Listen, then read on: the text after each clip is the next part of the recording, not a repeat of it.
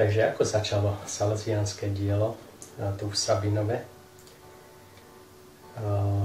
Myslím, že začiatky celého tohto salesiánskeho diela majú korene ešte v období totality, keď Dombosková charizma prišla cez Salesiánov aj tu na východné Slovensko.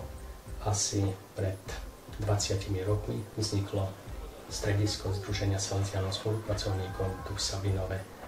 Zo začiatku sa v krátkom čase sťahovali z jedného miesta na druhé, až pred asi 15 rokmi postupne svojpomocne vystavili toto stredisko.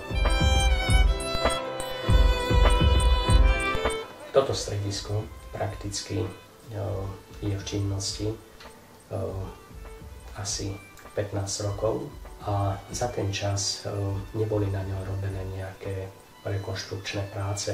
Ako veľkú Božiu ponuku sme zaregistrovali vypísať projekt na rekonštrukciu.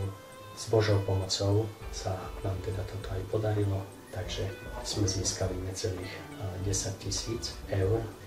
Zo začiatku sme mali veľké plány, že už v jeseni by sme urobili nejaké práce, aby sme to potom na jari stihli. Keďže ale počasie nebolo dobré, v jeseni sa nám nepodarilo urobiť nič.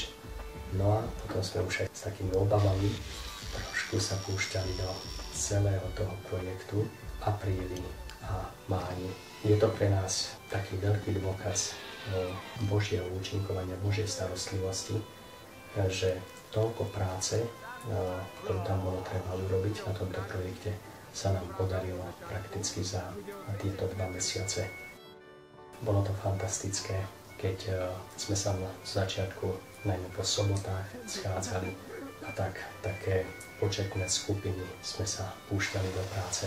Hoci sme nemali nejakých veľkých odborníkov na manažovanie a neboli sme sami odborníci na stavebné práce, predsa neboli nejaké prestoje, že každý sa chytal roboty, už to, čo bolo treba, a často sme boli svedkami toho, ako nás pozorovali spoza plota alebo z okien bytoviek, sa to tu vlastne robí, že prečo títo ľudia sú ochotní pracovať a urobiť niečo pre druhých.